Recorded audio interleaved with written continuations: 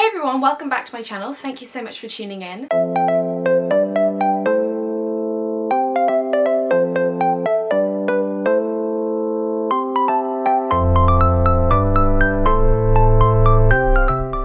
I'd walk you through some of the things that I wish I'd known before I started working out. I did a similar vlog around 2 weeks ago where I walked you guys through some of the things that I thought would make me fitter or healthier as a person, but actually ended up kind of hindering my progress in my own health or my fitness journey, lol. And you guys seemed really keen for me to share a little bit more with you about how I've progressed since I first started working out, and so I thought I'd talk you through some of the things that I wish I'd known before I started working out that I've sort of figured out in the 10 years since then. So I started training properly as a kind of athlete, quote unquote, in that sort of way when I was around 16 years old. I was training for the National Schools Squash Championships. It was the first time in my life that I'd actually incorporated some sort of training program into my day and my weeks. It wasn't the sort of way that you'd see training nowadays, but it was very sports specific, so I was literally just playing squash. My attempts at running and doing a couple of other things that were fairly active as well. I then progressed to doing the Kayla Itsines BBG Bikini Body Guide 1 and 2 when I was at university. So between those two times, I was just sort of working out in any which way. I didn't really have a particularly structured training program, but I was keeping active as much as I could. Once I started the BBG, it was the first time that I'd actually had set days of the week that I did set things, and I really enjoyed that initially, but in the end I actually found it to get quite monotonous and quite boring. Not to mention, I don't think it was as well-rounded as it could have been for a training program. That's not to say that I don't think it would be useful for a lot of people. I do think it is quite handy, especially if you are new to the gym or new to training in that sort of way, the kind of resistance training with weights or your own body weight. But, you know, I think I found some other ways of training that were better for me. So without further ado, I'm going to go into the things that I wish that I'd known before I started training back when I was 16 years old. Okay, so the first thing, progress takes time. I think this is something that I kind of understood better when I was training for my squash matches than actually later on when I was looking for aesthetic changes and fitness changes rather than actual skill changes like when I was training for my squash. Progress really does not come overnight, and I know there are loads of memes around this, there are loads of people who discuss this, but it's easy to think, you know, it will be different for me. When I start training, I'm going to put so much into it that I'm going to be my best self in 3 months' time or whatever it is. Some people think that they'll get there within, you know, a month or 2 months. And that is kind of not the case. Not to mention that I think training is something that should be for your long-term health, not just for short-term goals. Although we spoke last time that short-term goals have their place and they can be really valuable, but they shouldn't be everything that you're looking for when you're training. It's the same with my running. It's really easy to think the more mileage I do, the better I'll get. And whilst yes, to an extent that is true, there's also a high risk of injury, and you need to start incorporating other things into your training that make you a more well-rounded athlete and not just better at the one sport that you're trying to improve at, if that makes sense. So for example, if you're in the gym and you're lifting weights, it is obviously great to be doing all of that, but it's also great to incorporate some sort of cardio, low intensity or high intensity interval training into your regime just to make you a better athlete all round. And also because lifting weights can be incredibly stressful on the body, so if you're doing that every single day as the only kind of form of exercise that you do, it can be quite strenuous, especially if you're just starting out with a new exercise regime. So progress takes time, but it should also take time because you shouldn't be throwing yourself headfirst into it as much as you probably want to when you're like, right, I'm gonna get really fit and I'm just gonna do this. It's like, actually it'd be better to progress more slowly for more long-term results. Related to that one is the fact that quick fixes don't work. This is thankfully decreasing a little bit on social media, this kind of view that you can wear one of those ab toners or take skinny pills or detox teas, which are essentially just laxatives in a tea bag that make you poo lots, and they make you lose weight because you've lost all your poo and that weighs a lot. So they work in that sense, but they don't make you any healthier, that's for sure. I also think they're incredibly detrimental to people's mental health. So the fact that you want to be looking on the scales every single day and seeing that number go down can mean that you take some pretty drastic action to get there, whether that is actually reducing fat at all or even improving your health health in any sense or any regard whatsoever. There are lots of quick fixes out there. They are more than I could count or even name, but there are lots and lots of supplements. There are lots of slightly less legal supplements. There are loads of training programs as well that are like get lean, drop 10 pounds in 10 days, all that kind of stuff.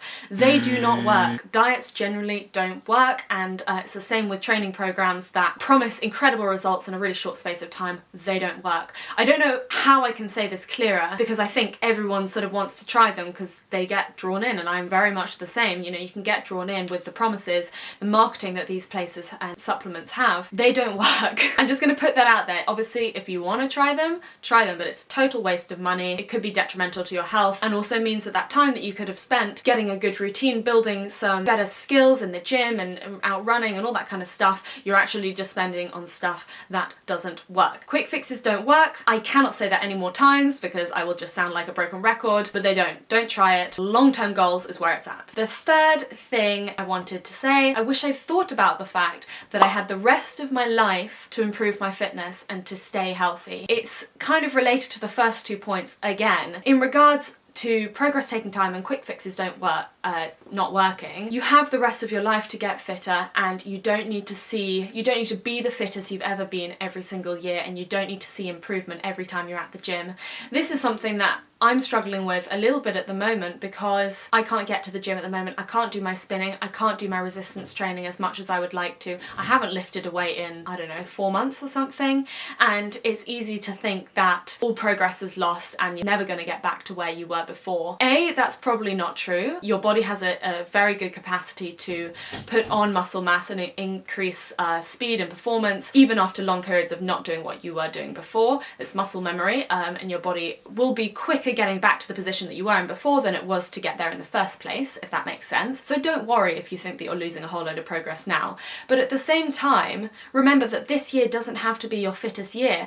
Actually, at this incredibly stressful time, it's very stressful for everyone, one of the best things to do is just keep your head above water and just keep yourself happy. And that can mean actually just getting out for walks instead of runs, maybe not doing your fartlek sessions, maybe not doing your interval training, or doing it because you find it enjoyable and not necessarily the other sessions that you were supposed to do because they're on your training program. It's a bit of a difficult one. I think you have to take it case by case. Obviously, don't want to prescribe anything to people because everyone's so different, but the overarching theme is just sort of be kind to yourself, remember that progress takes time and that you have the rest of your life, and this year can be a good year for building foundations, building routine, building habits, and then you can build on that next year. Or if next year's really stressful, you can do it the year afterwards. I think these 3 points together just basically say build a good routine and make sure that it makes you happy over making you fitter or progressing or whatever it is. If it keeps you happy, then you're more likely to do it for a longer term, and then that will keep you healthier for a longer proportion of your life. Okay, the fourth point is the 7-day week is arbitrary. This sounds a little bit existential. I don't mean it in that way. I guess time is kind of a social construct. It certainly feels like it in lockdown, honestly. Like, I don't know what day it is at any point in the week. I don't know what I'm supposed to be doing on any particular day. I kind of work weekends, sometimes I take weekdays off. It's just a bit strange. So 7-day week doesn't even exist at the moment. But in terms of your training, the 7-day week also doesn't necessarily exist or bear any standing on your improvements and your fitness gains, all that kind of stuff. A lot of people seem to get frustrated that they can't fit in their training into the 7-day week.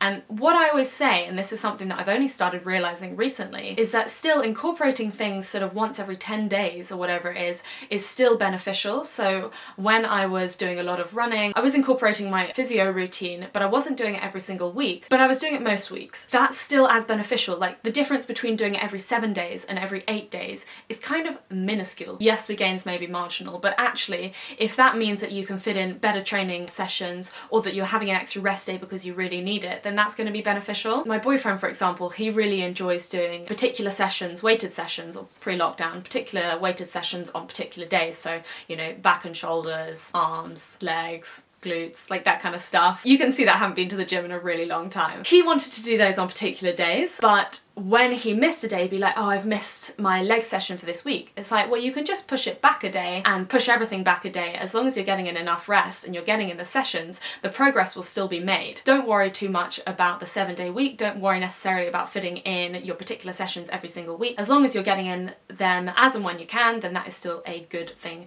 to do. Well, the next one, I actually did a post about the other day because there were a couple of tweets going around about everyone like getting into running in lockdown, which I think is absolutely incredible. And for me, I've obviously been in the fitness industry and doing Instagram for kind of the entire time that I've been in this sort of wellness industry space, and I've seen like workout fashions and diet fashions come and go. It's weird, I'm like way more aware of workout fashions and diet fashions than I am of actual fashion, as you can probably tell from my baggy white t-shirt here. But basically things become really popular on social media and people want to do them because they're really popular, not necessarily because they enjoy them and not necessarily because they're actually good for them, but because they see other people doing them, and a lot of people equate your following on social media to the amount you actually know. As someone with a decent following on social media, I can tell you that's not necessarily true. There are a lot of things I know nothing about. Don't necessarily think that just because someone's doing something on social media that it is the right thing to do, or that it is suddenly some new science that means that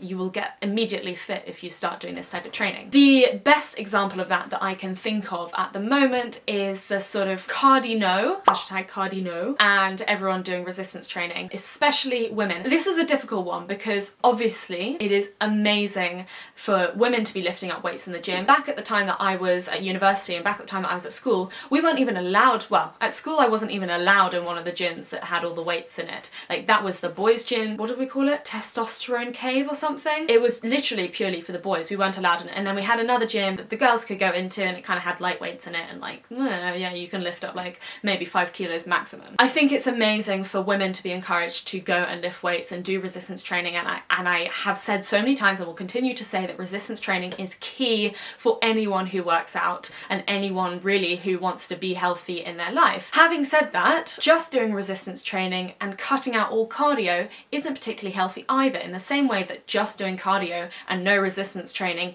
isn't healthy. I mean, I've been speaking to a lot of people about this recently. This isn't just my opinion, this is the opinion of coaches, actual runners, a lot of people who are personal trainers. They say having a well-rounded workout regime is far more beneficial for you and also decreases your risk of injury, which, as you know, I'm particularly prone to. So it's incredibly important to have in your weekly workout regime. Everyone's getting into running now, which is amazing. Just remember that you should probably be doing the workout that works for you. Do whatever you find enjoyable, do whatever you can continue to do and see yourself doing long term because you really like it. Whether that is dancing, whether that is gardening, whether that is running, lifting weights, resistance training, boxing, you name it. You can do it. Just hopefully enjoy it and get in, you know, a wide range of exercises if you can. The next one is related to that one again. So I wish I'd known before I started working out the importance of physio and strength and conditioning. Like I said a minute ago, I am injury prone as hell, and I kind of always have been, but through working with physios and through incorporating strength and conditioning training that is particular to my injuries, I have reduced my injury rate significantly. And I think I'm so prone to injuries because I have always, like I said earlier, throw myself headfirst into new training regimes and into kind of everything that I do. So when I was training for squash matches and all that kind of stuff back at school, I kind of went from doing maybe 3 hours, 4 hours of squash a week to doing kind of 7-8 hours a week plus, you know, a whole load of other stuff as well. And I was snapping ligaments, tearing ligaments left, right and centre until I started incorporating physio. I then forgot about physio, forgot physio and strength and conditioning existed, went to do Kayla Itsina's stuff. I then was jumping around the place, doing my burpees, doing my jump squats, doing my jump lunges, jumping, tore more ligaments, started running, did my IT band, forgot about strength and conditioning. You'd think that after many years of training, I'd actually learn the benefits of doing the lower intensity stuff and the stuff that actually keeps you whole as a human. I mean that literally, because I was like missing parts of my IT band, not really, but you know, it felt like that. So strength and conditioning is super useful, as is physio, and I don't think it's something that we should think of as just something that we do when we're injured. I think it should be more kind of a holistic view that physio and strength and conditioning is a way of balancing out the imbalances that everyone has, except for incredibly lucky people, I guess. But most people have some sort of imbalance, and doing this sort of work can both show you exactly where those imbalances are, but also fix them a little bit, make them less imbalanced, and mean that you can do the sport that you actually love a lot better and without such a high risk of injury. I am trying to do as much physio as I can at the moment. Sometimes I fail, sometimes I do it. If I skip a physio session, I'm doing it in the knowledge that that might increase my risk of injury next time I go out for a run. So I can't just do the runs without the physio. They go hand in hand, and I wish I'd known that before I started working out, because it would have saved me a lot of pain. But I guess you learn things as you go, and that's the important thing. Trial and error is really important. You can't know everything before you start, and like I said at the very beginning, sometimes you just need to try the things to realise that they don't work. And so I hope this video helps you maybe realise, but at the same time sometimes you do need to try the things, realise they definitely don't work, move on with your life, and hopefully learn from that for the future. So I hope you found this video enjoyable. I hope you found it useful. If you have had any sort of things that you've learned over the many years of you working out, or even if you only started running, say, in the last year or 2 years, or even over quarantine, like, what is it that you've learned that you wish that you'd known before you started? I'm always intrigued to hear this, because a lot of the things I think I can incorporate into my own training as well, so it's kind of really useful to share. If you did enjoy the video, do please give it a thumbs up and hit the subscribe button. Head over to my Instagram account to see more running love and more running advice. Thank you very much again, and I will see you next time. Bye!